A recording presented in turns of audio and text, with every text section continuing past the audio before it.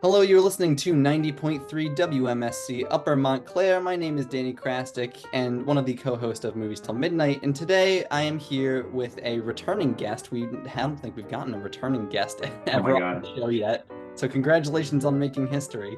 I Thank you. I'm honored. so would you like to introduce yourself for the listeners at home? Yeah. Hi, I'm Dylan Clark. Yeah, I was a guest a couple months ago, I guess, to talk about a different short film. But I'm a filmmaker, and I think we're talking about a new short that I just finished up. So, yeah, really excited. Yeah, well, before we get into that, in addition to releasing a new film, you crossed a pretty big subscriber milestone on YouTube. You hit Oh 100,000. yeah, So yeah. on that, so I mean, to start off, did you ever Thank think you. when you started off that you were going to get to this point? My God, no. No, absolutely not. I mean, it's also one of those things where you have obviously you have a YouTube channel. Not So as like big, but it exists. right, but like when you started it, Yeah, you would never like imagine that it would get to a certain point. I feel like everyone starts it and they're like, oh, just somewhere to put stuff.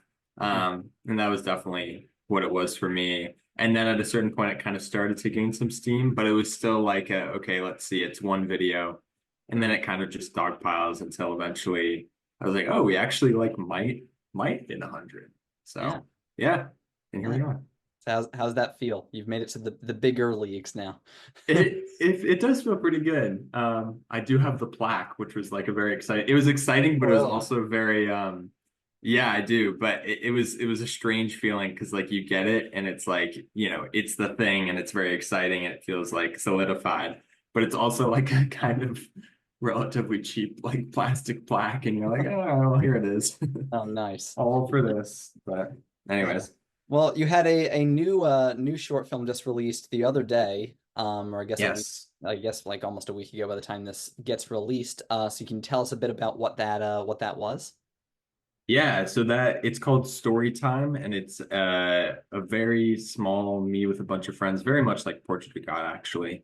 Um, just like made with some pocket change in one of our apartments. And should I like say what it's about, or Give a brief synopsis, sure. it's about a girl listening to a like scary stories podcast, basically, and the narrator kind of clues into the fact that she's listening and begins to mess with her. That's probably the best way to put it without going Yeah, too far down the rabbit hole. I So, would agree. Yeah. So, what was the inspiration for this one specifically? well, it's one of those things where anytime, like, if I want to do something with friends that's like really tiny, totally no budget, but you want to do something different, it's always about like how can you like flex some production value thing that feels different, if that makes sense. So, for example, with this, it was okay. I've worked with voice actors on a couple of things now, really like working with voice actors, and they can bring like serious production value Mhm. without us having to do anything really, like we could just unleash them. And obviously, if we can't show much, then a voice actor telling a story is kind of a good way to fill in the gaps in our production value and bolster it and really play our strengths and then make it feel like we have something bigger than we do because we've got this really great voice actor covering our backs basically. So that was the idea essentially. But yeah, Yeah, awesome. Well, in the in your past films, I know we talked about this back in whenever that was, a while back. yeah, We talked eons. about a lot of the visuals for your films and how you use a lot of like, creature effects and makeup and visual effects like that. Mm, This time, a lot of the scare aspect came from the audio rather than the visuals, or in addition to the yeah. visuals, I guess would be the best way of putting it. So, Mm. what caused the shift, I guess? Like what was the decision to be like, oh, for this one we're going to do audio instead of visual for the main thing for Mm. the scare factor for this one?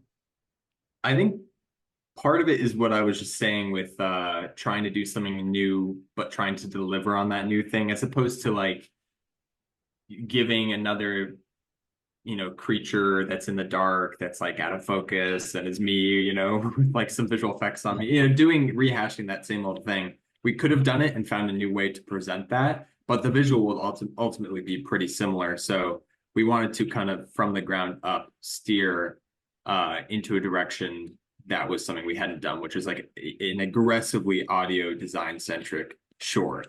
Um, and then also, could we make a short where we don't even one time show like a creepy face or anything like that? Like those are things that I feel I fall back on a little bit as a filmmaker, where it's like, okay, well, here's our moment where we'll show like our one big creature moment, and a lot of short horror films have that. And so in this case, in addition to not having like the makeup artist or not wanting to do a rehash of like the same visual effects techniques that I've done before, it was, well, can we make the scary thing really be the audio, and then and not feel like we're you know leaving something out for the audience, because what we do give them is so fun and really does kind of take over for the creepy visual, if that makes any sense. Yeah, you're right. I didn't think about that. There wasn't really any like makeup stuff for this one. Nothing, yeah. Yeah, Just some fake blood on her finger. like blood. And that's Yeah, pretty yeah, much it. yeah. Yeah. I mean, because you do. I mean, correct me if I'm wrong, but I'm pretty sure you do all your editing yourself, right? For Yeah. stuff. So, did you do the audio editing for this as well, or did you have like a separate audio mixer for this?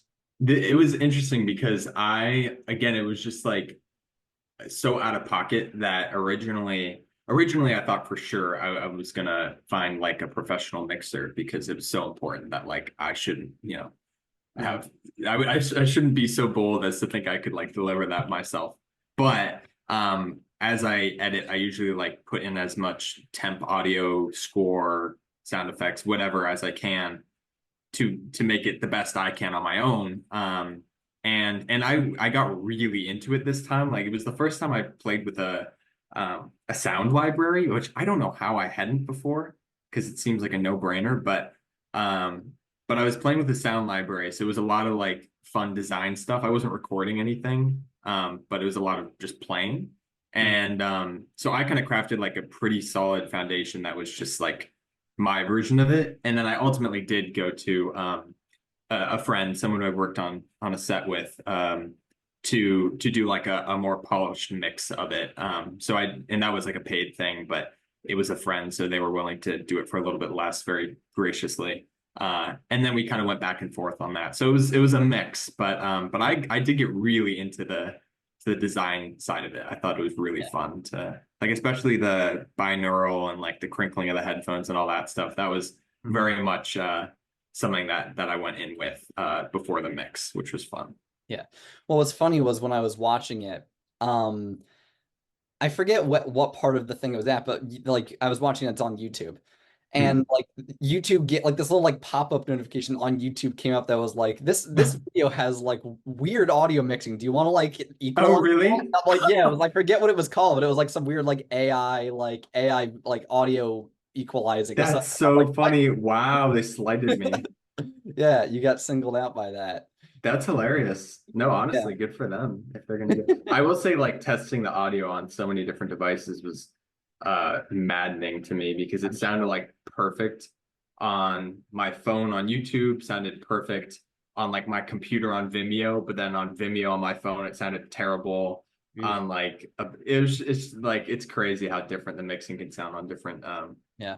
sound systems. Yeah, So, that was gonna be the thing I asked next is like biggest challenge because again, I mean, not like your other films haven't used audio because obviously that's a big part of what makes things scary is the way it sounds. But this is, I think, the first one of your movies that really is like the scariness comes from the sound above mhm. everything else. So what would you say was like the biggest challenge then in accomplishing that? um, well, that was Aside from the fact that like this is yeah. new that you hadn't like really done to this level before. I mean, that for sure, just broadly speaking, but I would say like the narrator's voice, uh the voice actor we got, whose name is Sam Roberts, he like killed it. He's fantastic. But it was definitely hard to like find, it was hard to find him. Like so initially, um I was the temp voice. So in my initial edit, and even we had like a version of the podcast for Sydney, our actress, to listen to on set that would kind of help like inform the timing of the beats and whatnot. Didn't end up working as well as I wanted, because it ended up kind of, you need kind of longer beats when you're filming than how they actually are in the edit and whatnot. But point being, she was listening to me doing like a creepy British voice to story, terrible, awful. Um, so like for a while in the because I edited it before we had our voice actor to try to get my version of it ready so that they could listen to it and it would actually even help them in recording the proper voiceover. But I found someone originally who has a fantastic voice, um, and we started going back and forth with it, and it just wasn't a perfect collaboration. Mhm. So like for like maybe a month or 2 months, it was back and forth, and I realized we needed to find someone else. So then we did like a big open casting call and then found Sam after like going through everyone. So that was the most important thing that was kind of tricky about this, the kind of false start with a voice actor. Mhm. Um, yeah, I guess that's the answer. Yeah, well, there you go. So I think one thing that, and we talked about this a little bit last time, but one thing that I think you do especially really well in your films is that you're able to make really ordinary, commonplace things absolutely terrifying. Like in this one, you've got not only do you have Thanks. a podcast, but you also have, you have the bed sheet. You had in your last movie, you had the baby monitor. Portrait God, you had a literal PowerPoint presentation. And you're able to make these things like really scary, So what is it as a horror creator, as a horror filmmaker that makes that gives you the ability to just like look at something and just be like, oh yeah, that can be scary. And like how do you go about making, these ordinary household objects be like the scariest thing you've ever seen? First of all, thank you. I mean, it's funny that I think the funniest example is definitely the eggs in Hatch and that the short Yeah. film about eggs. We were always joking about how that was like the furthest stretch of what we could possibly make scary, Yeah. um, but I think uh hmm, I mean, some of these things do feel naturally a bit creepy, right? Like a bed sheet. If you have you ever like gone into a room where you thought someone might be asleep in a bed, but it's just a Yeah. bundled up pile of sheets. Like that's one of those things where there is a natural creepiness to it, on its own, and that kind of is what inspired like that moment with him under the covers. Um, and then obviously it's like strategically for that, it was how can you uh conceal the entity itself, but also deliver like the physical presence of it. So it's a mix of like strategy and there is a natural creepiness. Baby monitors are naturally kind of creepy. Like Mhm. bed sheets and baby monitors, we've seen those in horror films, short horror films as well, used before.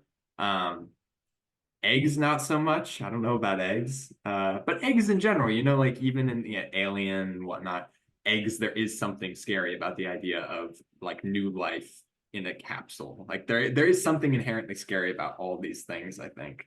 Mhm. Um, so I guess like identifying them and then figuring out how they work and figuring out how to like make something scary about it. Bedsheet covers things, I guess. Eggs also conceal things in a sense, and baby monitors are, kind of like phones in the sense that it's you can't see it, but you can hear it. So Mhm. even like the podcast is that similar thing. Yeah, I don't Yeah. know. It's showing you the unknown. Yeah. Yeah, I guess Type that's a good way to put something. it. Yeah. Yeah. Makes sense. Yeah. So something we didn't talk about last time, but that I wanted to ask, but we did not have time to, is as a horror filmmaker, obviously you're dealing with a lot of, oh, this is how this thing's scary, and oh, I can make, a PowerPoint presentation scary, Hmm. eggs and whatnot. So to you personally, what is the scariest thing to you? Like, what is something I that think like period. what is something, yeah, period. Like, what is something to you that would be like, this is too scary for me to make a movie about? Because I Oh, would be too, like, is there anything that would be like, this is something that is like, like just too me, scary. yeah, that's like, to me, like, I would Hmm. not be able to handle making this movie. That's a really good question. I What don't know if there what is scares something. the scary man? I will say I'm not a bug person. Um, but I also did like I'd probably still actually maybe not because you do have to handle like a lot of practical elements with that kind of thing, and I think I would hate that. I saw this movie called Infested recently. I don't know if you've gotten a chance to check it out, but it's this French spider movie. Um, and it was very deeply upsetting just to see like all these like there's a lot of what seem like real spiders that are used in it, I think I would have a lot of trouble making a movie like that. Hmm. Uh, I'm not like terrified of spiders. It's like a primal like jumpiness Yeah. around them. Yeah. Um, I don't know, like really, really deep water, I find frightening. Like, what's that called? Thalassophobia or whatever. That like Something like that. murky. Um, I'm curious. I'd like to hold the mirror up on that one. What is your answer there? Yeah, I don't know. That's a really good question. I mean, like, I'm trying to think of like things that aren't just like existential, you know? Right. Like physical things that are scary. I don't know. Um, like, I don't know. That's a good It's question. tricky. Like, See? yeah, it is tricky. Like, not like heights, I'm like I can handle heights, Yeah. you know, but like heights I can handle. The idea of falling off a height, Hmm. though.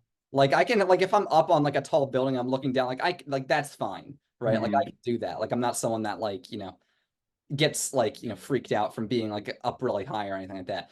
But Hmm. like Free the fall. idea of like slipping is horrifying. Yeah. Like it's not Yeah. like a thing where it's like, oh my God, I'm up here, I'm gonna fall, but it's like the second the idea is there, it's like, nope, nope, Yeah. get me down, nope. Kind of adjacent to that, similar feelings, but very different. Like claustrophobia, like I don't know if I'd have trouble making it. And I tend to like try to write it into stuff because I find it so effective. But yeah, any like really tight spaces where like you're certain you're stuck and there's no help. Like 127 hours, like any of those situations, I guess that's not so much claustrophobia, but like being stuck. Oh my God, the real life Thai cave thing where the soccer team got stuck in the cave. Yeah. Like, oh Jesus. Like them swimming through that tunnel, absolutely Make a movie not. in a cave now. I know. Well, I saw that like that documentary they did called The Rescue. Oh, well, this is maybe why I thought of it in relation because they also made that Free Solo movie. Yeah. Um, so on the topic of heights and claustrophobia, so upsetting. I mean, it's a miraculous story, but like so tense. I don't think I Yeah. could make a movie like that. But Yeah. yeah, Well, I mean, obviously you're a big horror guy, and we talked about, your horror influences back in whenever that was, and obviously we're talking about your horror movies and everything like that, but like, would you ever consider doing a different genre?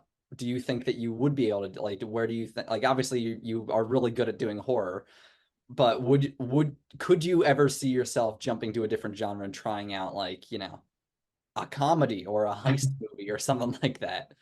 I totally would. Like if I mean, I'd love to. So I'd be happy on the one hand, like making scary movies for the foreseeable future because I just love them so much. And like it's what I watch the most and I enjoy and you can do so much in it. But if I had like a blank check and total trust to make whatever, um down the line I'd totally love to make all sorts of weird shit. I'm trying to think of like what in particular I'd go for first. But like wholesome dramas like, I really enjoy. Like Little Miss Sunshine, like some of these very not horror, but very enjoyable like family dramas. Yep. Um I'm not a big like musical theater person, but I do like musical movies. So that's also very not horror. Um, yeah, I would totally love to play in different spaces. I'm not a huge action person. That's the one thing that like uh I don't know if I would go for, but Yeah. otherwise, absolutely. Yeah. Well, then, consider like let's say hypothetically that you were doing a musical, right? Let's, Yeah. let's say let's say they give you the rights to do a musical, or maybe it's an original musical, something like that. I don't know. Um, how would you use your years of experience doing horror and stuff like that, and Hmm. your very fine-tuned machine, I'd say at this point, in being able to make something scary? How would you be able to apply those skills to doing something completely on the other side of the spectrum? Yeah, I think the biggest thing that would carry over is like the specificity of how you're like covering stuff. Like literally like your shot list and storyboards for horror. It's so like articulated by like, okay, well, we need a punch in at this exact moment. Like it's so precise. And I think for specifically, like rhythm is a huge thing in horror, right? Yeah. Especially jump scares are a great example of that, where it's like a couple of seconds off one way or the other is a huge difference. Like it totally won't work if you're too many seconds early, and it'll feel off maybe in a good way a few seconds too late. So you know, like mapping out the rhythm of how a scene flows, I think is something that horror really helps. I don't know how that would totally translate over. Like if like somehow I'd make like the most inadvertently terrifying musical just because the timing is all off and it's horror centric. But I'd imagine that like um that kind of like planning and prep that goes into designing a scene like that would carry over into something that's very rhythmic, like a musical scene. Yeah. Or comedy too, honestly, in the way that you construct like a setup payoff joke in the same way you construct a jump scare. Like even in story time, like the bed sheet, like it being on there at the beginning, like it's there, kind of setting up that at the end it could come after. You know, doing stuff like that, and those punchlines are very jump scare esque. So there's all sorts of weird Yeah. crossover, I I think. will say to go back to story time for a second. I mean, you just reminded me of this. Like, I think something that was very to me, and me, obviously, correct me if I'm wrong, but like the ending where you have, what happens at the end, you have the blood on the sheet and everything like that, right? Mm-hmm. I feel like in a lot of your movies, you don't really see that much like Mm. you don't even see what's happening, but like I feel like you don't really in a lot of your movies, you don't really get a lot of like the And we don't violent actually see aspect it. of it. Yeah, like or like Yeah. it'll like cut right before the monster's about to jump out and and get them, or it ends in a in the way of like Remains, where it doesn't really, it doesn't end with really anything that violent at all. Or, Mm-hmm. like Portrait of God kind of had like a little bit with like the blood on the crucifix necklace and everything like that. But like I think something that, you know, I think that the ending of this one was a lot more visceral, I feel like, than a lot of your other stuff. So what I'm trying to think of a good way to phrase the question now because I'm coming up Like, with why did we do that? yeah, like I guess like what was the decision this time as opposed to like your other movies where, in past films, if you were doing it, maybe you would have cut right before, Hmm. like you would have seen like the bed sheet move in the corner and then cut. Like what was Yeah. the decision this time to be like, no, we're gonna show that like she is getting killed and there's blood Hmm. everywhere now. I mean, I still like I love those endings that are kind of like what you just said, where there's a version of this movie that ends with like the bedsheet barely moving. I would love that. Like I love that kind of ending. But I do think in just trying to do new things, there was also something, and even to have a jump scare as aggressive as the one that's there at the end. Mhm. Um, well, one, I would never want to end on a jump scare like that unless it felt right. But like that was a big thing.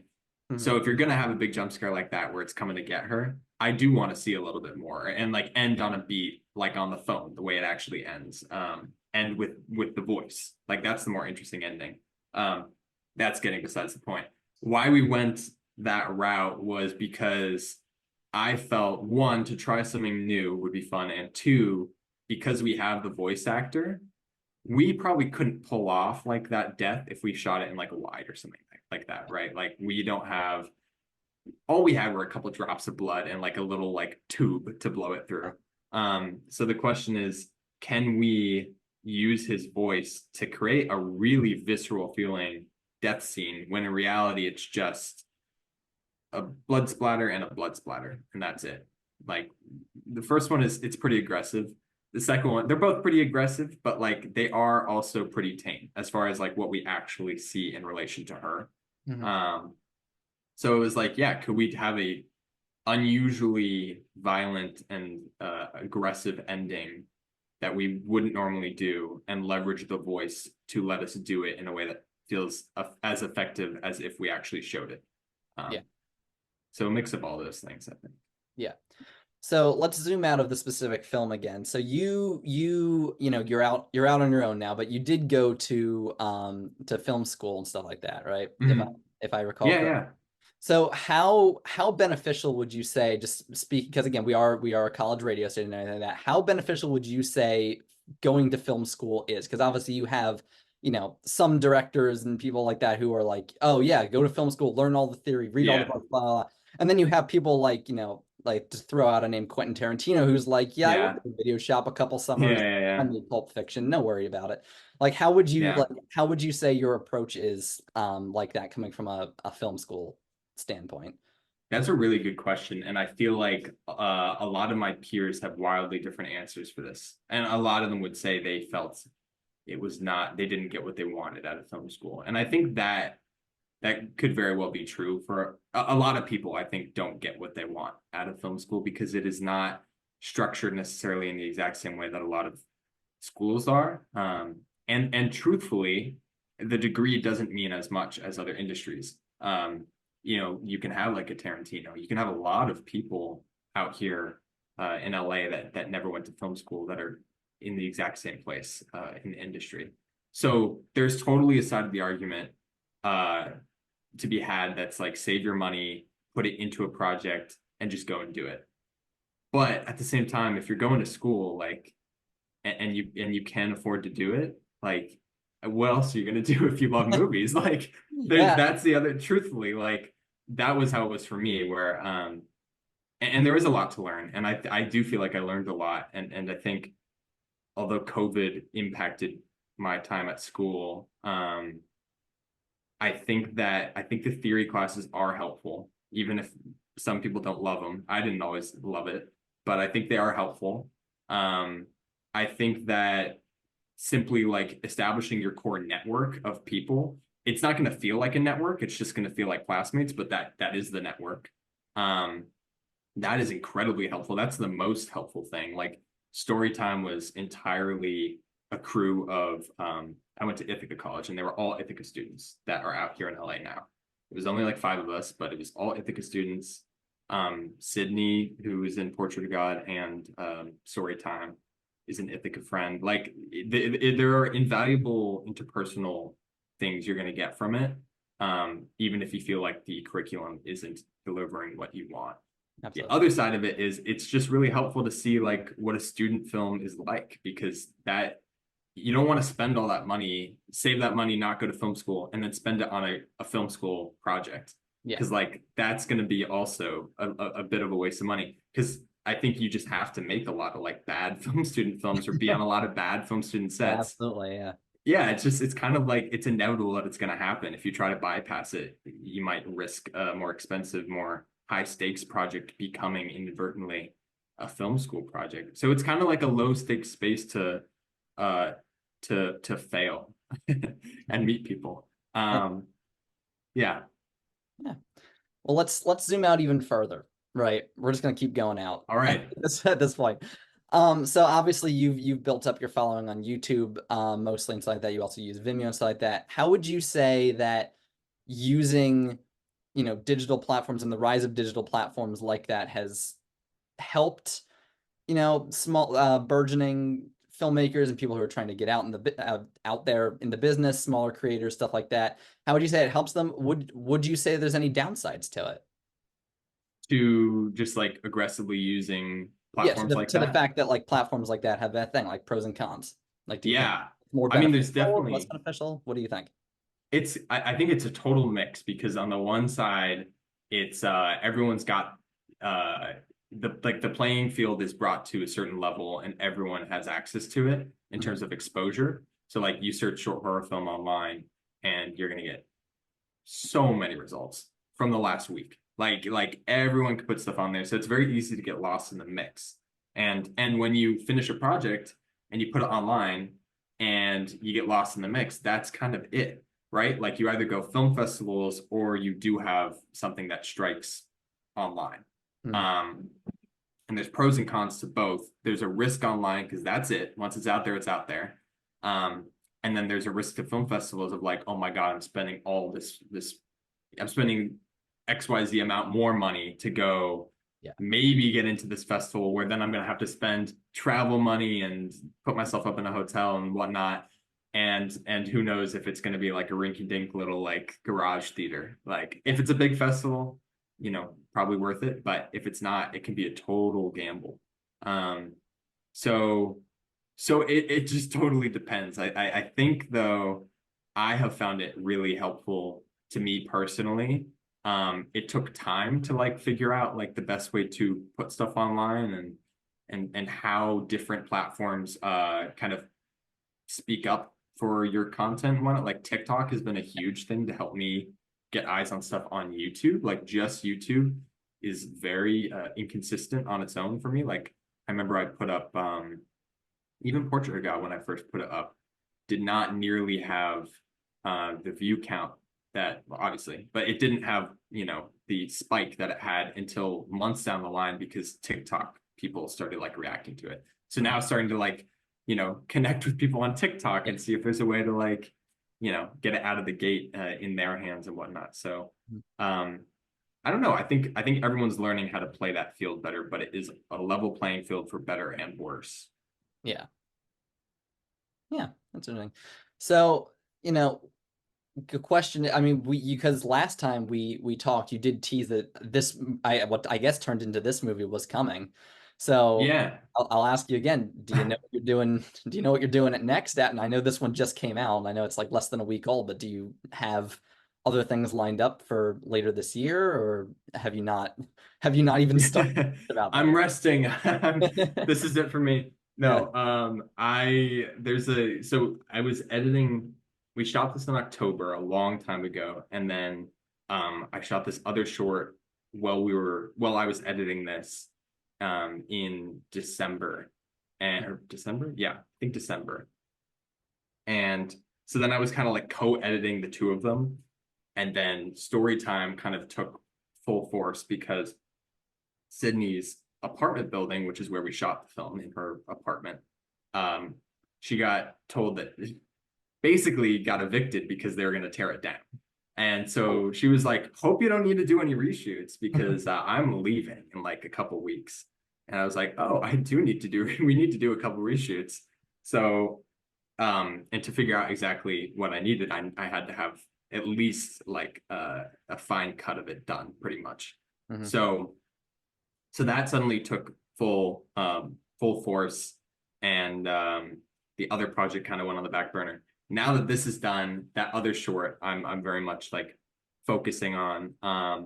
And then other than that, just so yeah, that'll be hopefully online by the end of the year. We're gonna put it into festivals. So that's a little bit later, Yeah.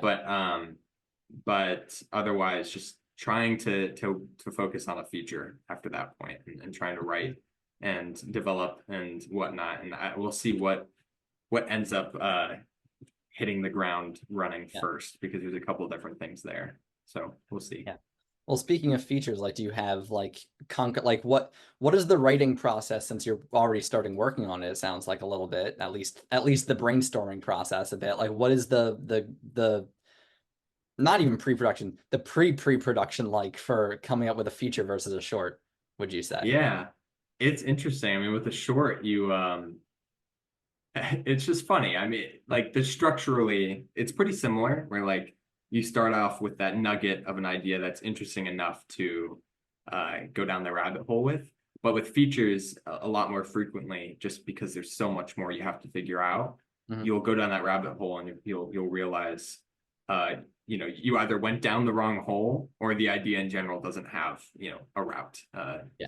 to get all the way through.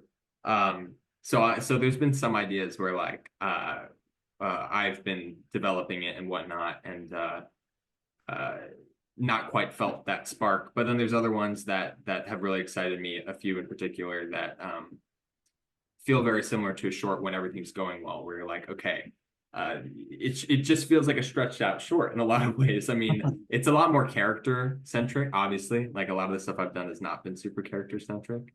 So it's kind of marrying like the hook thing you figure out with the short and then like the perfect character for that and then thinking of it as like a really long short. That's Yeah. kind of the way that I've been going about it. But I'm also co-writing one of them with someone else that's a more seasoned writer. So that's been interesting.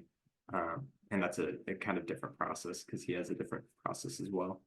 So And I assume yeah, horror is the genre. I assume we're sticking with horror for this. doll horror. Yeah.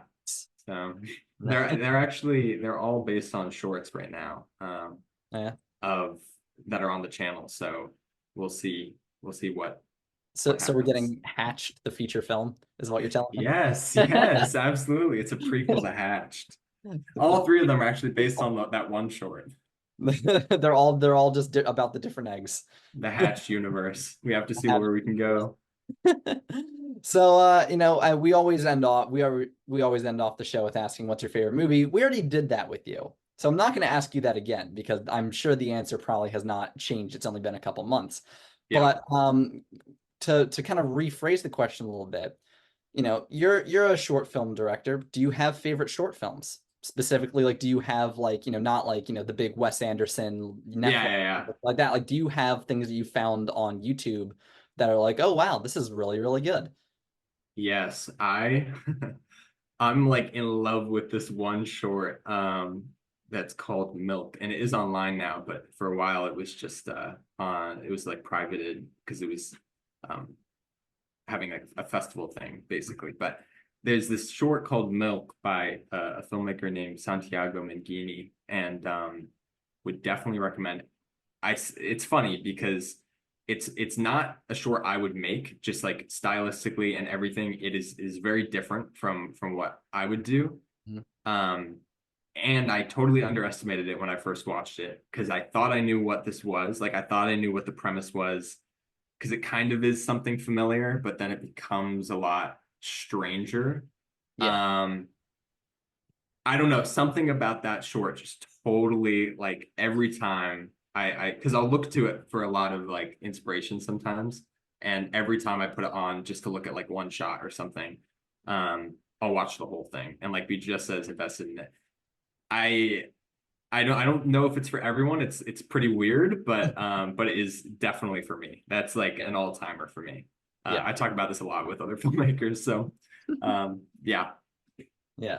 So one last question, because I just thought of another one that I'm interested in asking. So obviously, you do a lot of effects and stuff like that in all your movies. And this one you had a lot of audio stuff. In other ones you've had a lot of makeup effects and digital effects to make the creatures and stuff like that. And obviously you've done horror as is your main genre. So kind of to bridge the two a little bit, do you think what would you think about like a horror short film, but like doing it all animated instead of doing a live action? Like, do you think that that's a genre that can thrive in an animated format? Is that something that like I don't know what your drawing ability is, but like, is that something that It's not you that good. is, is that something that like you would hypothetically like could see down the line like have if other people are doing the art stuff, but hypothetically, like, do you think that there's a scare level to be found using an animation genre? I think there definitely is, and this kind of answers your other question again as well, because there's another short I really like called, and this is recent, called The Kid in the Camera. I don't know if you would have Yeah, possibly seen this. I remember that one. Yeah, yeah, I'm a fan of that one. Like that actually was part of the inspiration for Storytime. Because when I watched that, I remember I sent that to a couple people, and I was really into it, and I remember thinking, oh, it'd be so great to have a short horror film where like a kind of lovely British narrator were evil. Like, and from watching that short, literally specifically from watching that short, I thought about like reaching out to that narrator and be like, "Do you want to do another spooky thing?" And so that's actually shockingly relevant. But to the main question, it's one of those things where I think like that was a very effective short. And it is animated-ish, right? Like it's rendered in Blender as far as Yeah, I know, but it is kind of more like it is still frame yeah, almost storybook visual storytelling, but I totally think like with the right mix of things that can be really effective. I love like some of the Leica films that have like that are totally like seeped in spooky weird stuff.